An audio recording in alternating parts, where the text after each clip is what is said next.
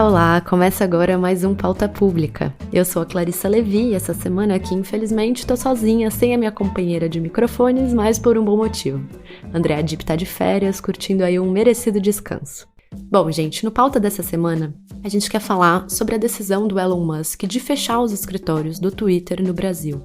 E o que isso significa aí, esse novo capítulo na disputa entre o Supremo e o Judiciário brasileiro, as plataformas, a regulação e a liberdade de expressão. Nessa semana, que começou agora no 19 de agosto, o Elon Musk anunciou o fechamento dos escritórios da plataforma no Brasil, escrevendo o seguinte: devido às exigências da Justiça de Alexandre de Moraes no Brasil, que nos obrigam a violar as leis brasileiras, argentinas, americanas e internacionais, o X não tem escolha a não ser fechar nossas operações locais no Brasil.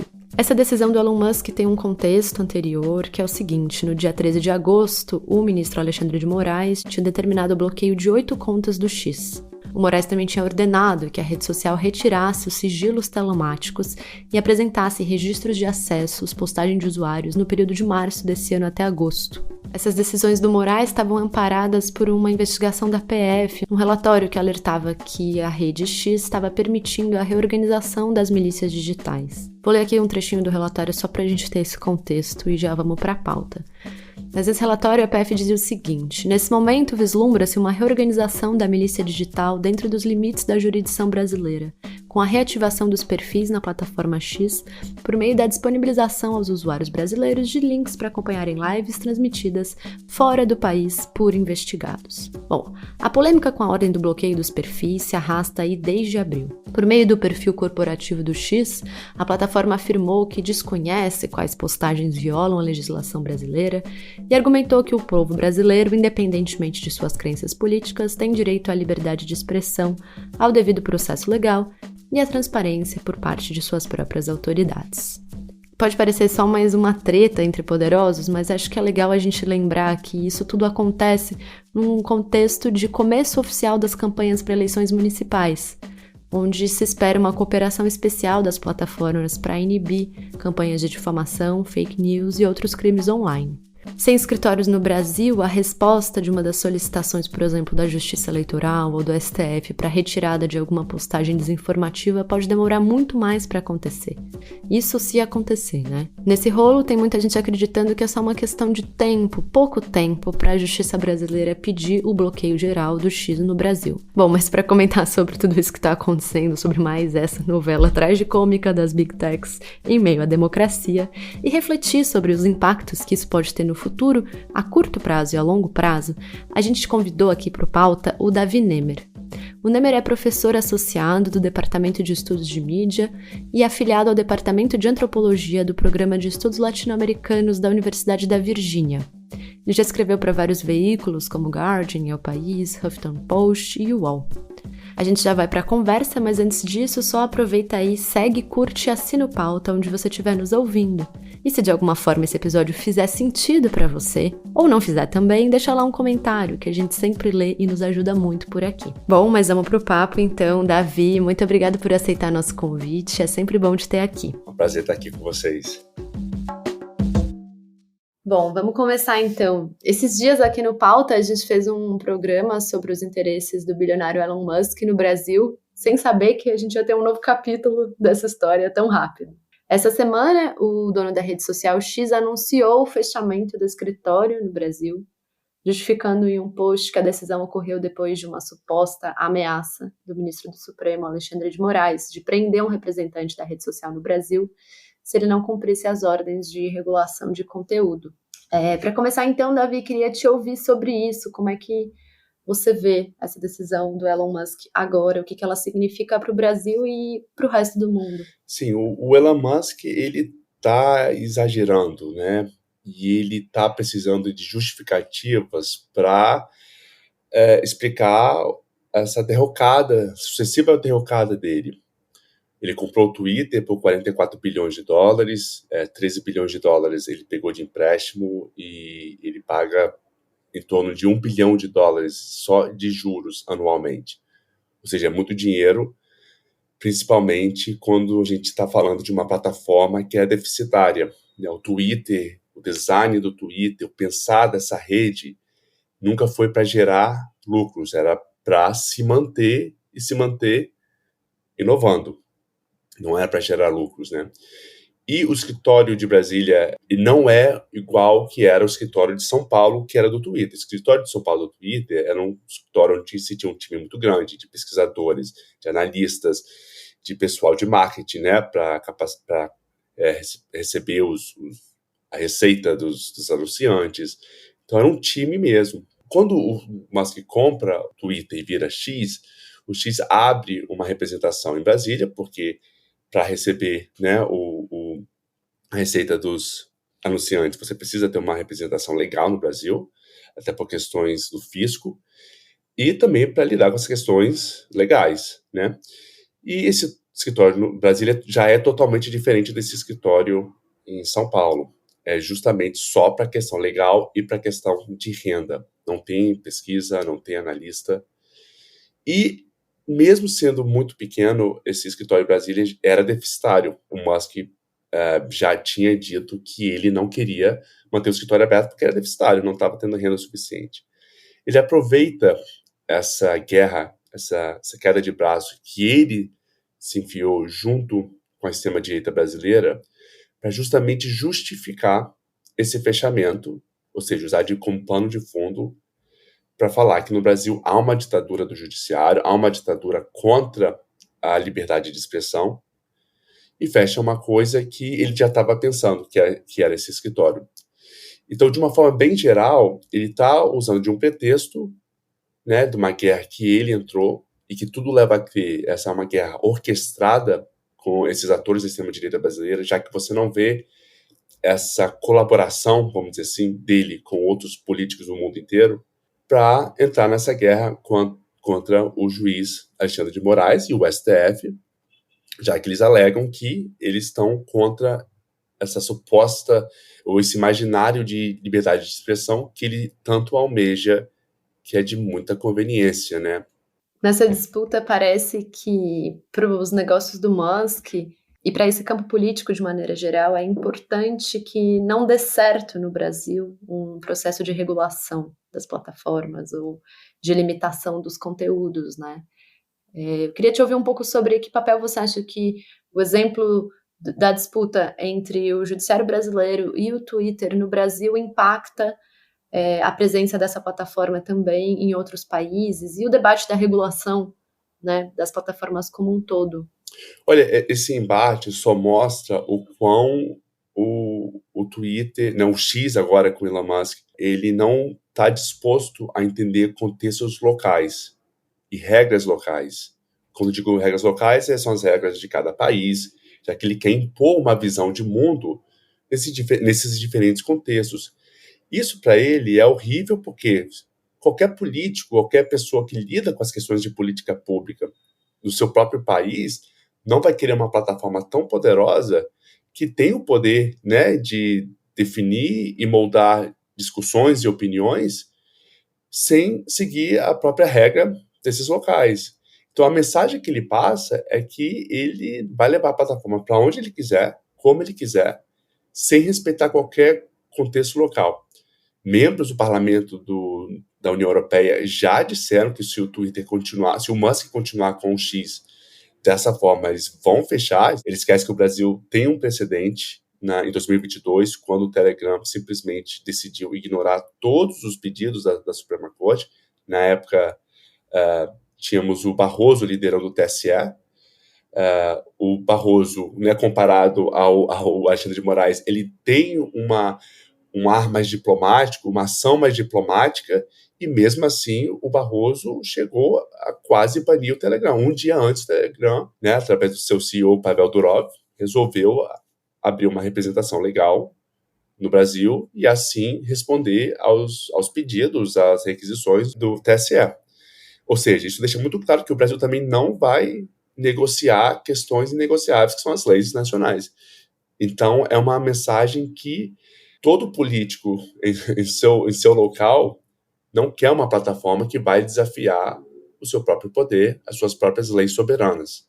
E, Davi, a gente sabe que a tensão entre o Musk e o Moraes escalou no início de abril desse ano, quando numa série de e-mails de funcionários do Twitter trocados ali entre 2020 e 2022 foi, enfim, revelada. Esses documentos ficaram conhecidos como os Twitter Files Brasil, tratavam inclusive de decisões da justiça brasileira. Na época, o Musk chegou a chamar o Moraes de ditador brutal. E aí o Moraes, inclusive, incluiu o Musk no inquérito das milícias digitais. Olhando para essa primeira briga ali, momento de tensão, o que significa na prática agora, você acha, a retirada dos escritórios no Brasil? A decisão do Musk de fechar o escritório do X é um claro sinal de que ele quer continuar a violar as regulações e as leis do Brasil sem ter que lidar com as demandas judiciais e as multas que ele tem que eventualmente pagar. Ou seja, sem essa representação, não tem como a justiça brasileira chegar até ele e demandar o que ele tem que fazer. Ele está assinando a carta de culpa, porque ele entende que está violando as leis, as regras, e mesmo assim decide não pagar. O que é um péssimo sinal, porque próximo passo, caso ele continue nessa guerra, continue nessa violação, pode chegar até o banimento da plataforma. Isso é horrível, né? Ninguém quer o banimento da plataforma, mas ao mesmo tempo a gente não quer uma lei que ela está o tempo desafiando e colocando em risco a soberania nacional. Então isso é uma coisa que o STF vai ter que conversar, vai ter que debater e vai ter que chegar a uma certa decisão se o Musk continuar esticando essa corda. E, Davi, você estuda, né, a presença, articulação, engajamento, estratégias da extrema-direita nas redes sociais. E aí eu queria te pedir para explicar um pouco para a gente aqui em detalhes por que o X acaba sendo um elemento importante para esse ecossistema. Bom, quando o Musk decidiu comprar o Twitter e ali transformou no X, um dos motivos principais para essa compra foi que ele estava numa missão, né, numa suposta missão, em fazer do Twitter uma plataforma para a liberdade de expressão no mundo inteiro. Ele acredita que a liberdade de expressão ela está em perigo devido ao vírus do woke. E o que seria o woke, né, Clarissa?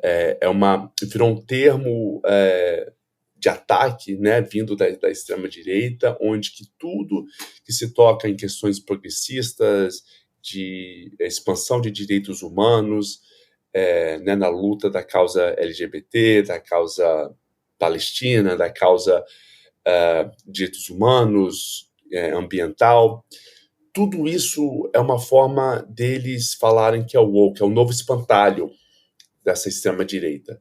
Então, tudo que vai contra o entendimento deles de como uma sociedade deve funcionar, eles já rotulam como woke. No Brasil, a gente teve uma coisa muito parecida, ainda continua quando essas pessoas rotulam tudo como comunismo. Então, se você pede essas pessoas para definir woke, nem eles sabem o que é. Mas na cabeça dele tem esse movimento social que é para mudar o comportamento humano chamado wokenismo. É uma invenção deles. E ele acredita que esse é um vírus que contamina a mente. E ele acreditava muito que esse vírus circulava e era produzido dentro das discussões do Twitter. Ele culpa o Twitter por criar esse vírus woke que contaminou, né, segundo ele, contaminou a filha dele e forçou a filha dele a fazer a transição. Ele tem uma filha transgênera, mulher, em que ele culpa o Twitter por essa transição. Ou seja, uma completa desconexão com a realidade, e ele vê no Twitter uma forma de você acabar com isso. É um pensamento muito parecido com a extrema-direita, a extrema-direita promove isso. Então, tudo que tende a ser uma questão normativa, como ele alega ser esse vírus do woke, e que fere os direitos da liberdade de expressão, ele é contra. Então, no Brasil, ele vem articulando, principalmente com atores e políticos da extrema-direita, porque houve essa colaboração. E em nenhum outro lugar do mundo, a extrema-direita, com seus representantes, tentaram essa colaboração com o Musk. Por exemplo, nos Estados Unidos não tem, na Europa não tem. Apesar deles entenderem a importância do Musk para o movimento deles, não se tem como no Brasil. No Brasil, a gente tem os parlamentares retuitando o tempo todo as falas de Musk, assim como que o Musk retuita as falas deles, né? Recentemente teve esse caso do Nicolas Ferreira, o que mostra que há uma orquestração. Para a extrema-direita é extremamente importante a derrocada do Alexandre de Moraes, porque é uma forma de, por exemplo, libertar os golpistas, né, terroristas que atacaram Brasília no 8 de janeiro.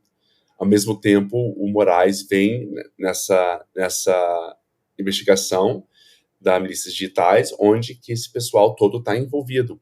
E é uma relação de simbiose, ou seja, Musk não quer uma regulação que toque a sua plataforma, porque o ódio, a desinformação, a ansiedade, toda essa comoção negativa, ela gera engajamento, ou seja, gera mais pessoas engajando ou comunicando com um certo post, mesmo que viole as leis, os posts que violam as leis são os que mais geram engajamento.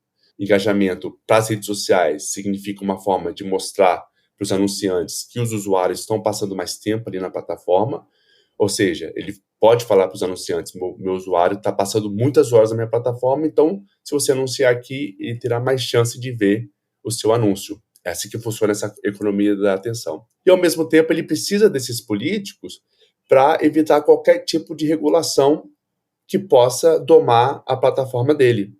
Assim também como esses políticos da extrema-direita não querem regulação na plataforma, porque isso dá o direito, né, e um espaço para eles desinformarem, promoverem o ódio, já que esse é o tipo de discurso que vem desse campo político.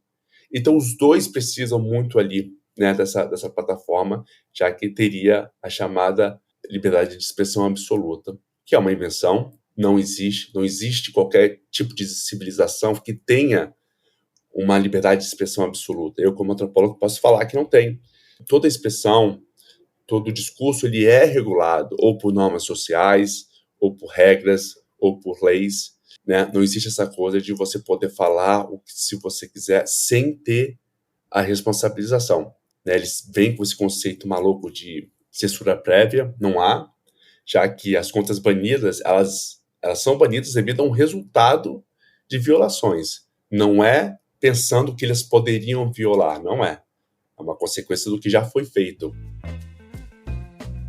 Gente, já vamos continuar a conversa, mas antes só um recado. Se você gosta do trabalho da Pública e de alguma forma acha importante que a gente siga aqui existindo, com reportagens, investigações, podcasts, vídeos, colunas em áudio, você pode nos ajudar e fazer parte da Pública. Você pode virar um aliado ou aliada do nosso trabalho. É muito fácil. É só acessar apoie.apublica.org e ver lá as formas de contribuição mensal. Se por acaso você já faz parte da nossa base aliada, desse grupo de pessoas que está junto com a gente, muito obrigada. Mas se você ainda não fizer e quiser contribuir, vou falar aqui o endereço de novo, é apoie.apublica.org. Obrigada, vamos voltar para a pauta. E aí, falando de responsabilização, Davi, no Brasil a gente está às voltas, né, com a regulação das plataformas digitais. E, enfim, o que vem na esteira disso, a regulação das Big Techs de maneira geral. Queria te pedir aqui para fazer uma análise para a gente de como você acha que está esse processo agora e o que está em jogo. Já passaram vários capítulos, né, dessa disputa. E como é que você vê essa situação hoje? O Brasil tinha tomado uma frente para regular as Big Techs através da PL 2630, que foi um PL que ficou erroneamente classificada como PL das fake news, porque não era sobre fake news, não era decidir o que é verdade ou o que é mentira. Isso não existe, né? Definir o que é uma verdade ou uma mentira através de lei, de políticas públicas. Na verdade, era um PL que criava uma avenida para a possibilidade de responsabilização das Big Techs. Hoje as Big Techs, elas crescem, são as empresas mais poderosas do mundo, mais influentes do mundo, porque gozam de um vácuo de políticas específicas para regulá-las. Então, aí é muito fácil você chegar ao topo, já que você não tem nada específico que regule o que você deve fazer e suas responsabilidades. Para deixar o ouvinte a par aí, hoje nós temos o Marco Civil da Internet, que foi aprovado em 2013, 2014, que na época foi uma regulação extremamente interessante, um modelo para o mundo inteiro. É ainda a regulação que rege a nossa internet brasileira, mas como vocês podem notar, de 2014 para cá, muita coisa já mudou. Em 2014, a própria regra já estava um pouco desatualizada. Tem uma questão ali que fala que, a priori, a plataforma ela não é responsável pelo conteúdo postado por um usuário. Se esse conteúdo viola a lei, então o usuário é pedido para remover esse conteúdo. Se não é removido, a plataforma, né, as cortes podem pedir a plataforma para remover. Se as plataformas se recusam a remover, as plataformas são responsabilizadas civilmente, né, igual o usuário. E por isso que a gente vê o Twitter sendo responsabilizado por esses conteúdos, que a nossa própria regra permite isso. Então, desde lá para cá, e esses avanços, né, das plataformas, a mudança, né, de comportamento algorítmico, inteligência artificial, demandou uma atualização dessa regulação.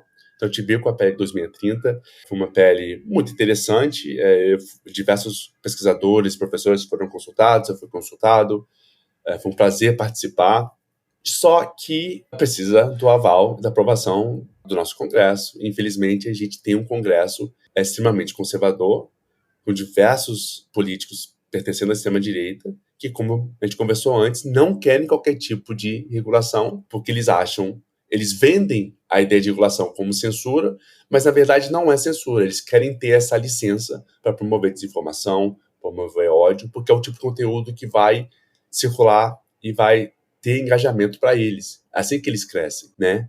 Então, PL 2030, que tinha uma grande possibilidade de ser um grande modelo para o mundo todo, não consegue voto suficiente para até entrar na votação, não consegue.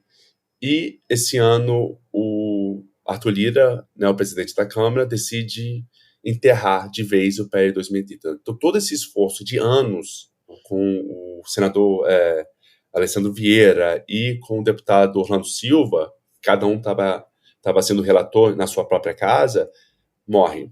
E até então não temos um substituto, né, para lidar com isso. O Arthur Lira fala que queria montar uma força-tarefa para botar uma política, um projeto de lei que lidasse com isso. Ele tinha dado um prazo até julho passou e nada. Então, continuamos nesse vácuo de regulação para as Big Techs. O que acontece hoje são tentativas de regulação por diversas outras frentes. Por exemplo, no Senado, nós temos o PL 2338, que tenta regular a inteligência artificial no Brasil. É um PL que traz muitas das regras e das políticas aprovadas já na União Europeia. Então, parece muito, né, o que é comum, já que a gente está lidando com as mesmas tecnologias. Ela já é aprovada no Senado, tem esse esforço para se passar por lá, da mesma forma que o PL 2030, a chamada PL das fake news, ela foi aprovada no Senado. Então, a gente vê essa vontade maior, esse entendimento maior no Senado, mas a gente não vê na Câmara. Davi, para fechar aqui, eu queria te ouvir sobre isso que você já até comentou, que é a ideia de liberdade de expressão absoluta. Acho que a ideia da liberdade de expressão ela tem sido usada como bandeira política, mas de maneira um tanto vaga, assim, como se no Brasil a gente não tivesse liberdade de expressão ou tivesse sendo censurado de alguma maneira. E eu queria ouvir como é que você reflete sobre tudo isso, assim, levando em conta tanto o cenário que a gente tem de acesso à comunicação no Brasil, como em outros países. Em que direção esse debate está apontando? Como é que você vê isso? O interessante é ver como que essa ideia de liberdade de expressão ou entendimento, ela vai se remoldando à medida que essas plataformas vão se inserindo no Brasil. Até então, 5 anos atrás, parecia que todos nós estávamos muito contentes, satisfeitos com as políticas e regras sobre a nossa liberdade de expressão. Inclusive, né, com a criminalização da homofobia, né, que no STF é equiparado ao crime de racismo. Houve indagações jurídicas sobre essa equiparação, que são indagações totalmente normais e saudáveis, né, para o entendimento do que se passa, mas estávamos ali, vamos dizer, em paz, Clarissa. Até que então a gente tem essa promoção dessas plataformas cada vez mais penetradas no Brasil, conectadas com o brasileiro. E uma das frentes que eu tenho pensado muito sobre essa presença das plataformas é como que isso promove uma colonialidade de pensamento. Ou seja, eles trazem uma forma de pensar que não pertence ao Brasil e põe no brasileiro como essa sendo a única forma de pensar. Então, essas plataformas que são baseadas no Vale do Silício, elas adoram a chamada Seção 230, que é uma lei nos Estados Unidos, onde que as tornam imune a qualquer tipo de processo, as protege de qualquer tipo de processo perante as cortes. O entendimento é que quem posta nas redes sociais é o usuário. As plataformas não têm qualquer tipo de responsabilidade ali. E esse é o tipo de entendimento que eles querem que seja no mundo inteiro, sendo que cada lugar vai ter seu entendimento desse tipo de abordagem. Então, quando as pessoas falam que o STF ou o governo, enfim, está violando a liberdade de expressão, não está violando a liberdade, está ainda entre o entendimento e a lei brasileira. Só que essas pessoas estão com esse entendimento diferente de liberdade de expressão absoluta, o que não existe, para falar que é o que deve ser no Brasil, é o que deve ter no Brasil, e logo, se você não respeita isso, você está violando a lei. Só que não há uma lei que proteja isso, né? E isso é o que, novamente, as plataformas querem, porque querem um espaço onde nada é regulado, onde que elas possam reinar livres. Para você ver como que essa ideia de liberdade de expressão absoluta, ela vem dentro de um entendimento hipócrita. Por exemplo, o Elon Musk tem uma das suas maiores fábricas de produção do seu carro Tesla na China. O discurso na China é extremamente regulado, leis bem restritas. É claro que a liberdade de expressão no Brasil é muito diferente daquela na China. E, se a gente for pensar dentro dessa lógica da liberdade de expressão absoluta, na China, aí que você não vai ter. Mas por que então que o Elon Musk não faz qualquer postagem criticando o governo da China? Por que não fala qualquer questão de violações de direitos humanos na China? Não estou afirmando que tem, mas por que não foca lá? Porque ele tem um interesse econômico em manter a sua... Não sei se é a segunda a maior fábrica da Tesla no mundo. Por que ele não fala? Porque ele tem esse interesse econômico. Então a gente vê que não é sobre esse ideal pessoal, sabe, ou esse ideal para uma sociedade mais justa ou mais livre. Não é. É por interesses econômicos. E pega no Brasil porque há esse interesse político desses atores políticos da extrema-direita que lambe bota de qualquer gringo com dinheiro que vem para o Brasil e que está alinhado à sua forma de pensamento. E a gente está vendo que é uma luta que eles não vão ganhar. Perderam, vão continuar perdendo, porque o STF não vai abaixar a guarda. Davi, muito obrigada. Muito bom te ter aqui. O prazer foi todo meu. Sempre bom conversar com vocês da Pública. Este podcast é uma parceria da Agência Pública com a Rádio Guarda-Chuva. Jornalismo para quem gosta de ouvir.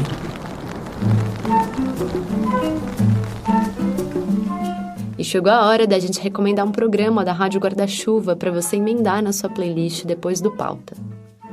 Tá no ar a nova temporada do podcast Cirandeiras, que exercita a escuta de mulheres brasileiras ousadas que modificam vidas, padrões e territórios, e que está com uma temporada nova chamada Ritmos Latinos. Apesar de tentarem negar, o tango é uma composição musical, que também é dança, resultado de uma confluência entre o candombe, herança das pessoas negras escravizadas, que foram trazidas para o nosso continente, e da rabaneira, que foi um ritmo trazido pelos marinheiros cubanos, que chegaram pela primeira vez no Rio da Plata. Nesse episódio, o Cirandeiras conversa com Shirlene Oliveira, uma brasileira que canta tango desde 2012 em Buenos Aires, na Argentina, e que explica por que o ritmo é marginal, negro e periférico. Afasta aí as cadeiras, prepara a sala e bota para emendar os Cirandeiras depois de ouvir o Pauta. Boa escuta!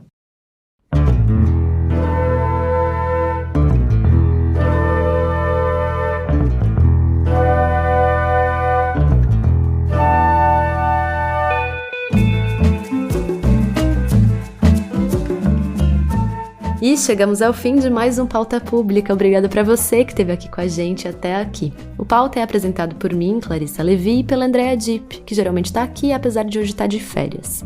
Eu e a Dipp cuidamos da pauta e da entrevista do programa.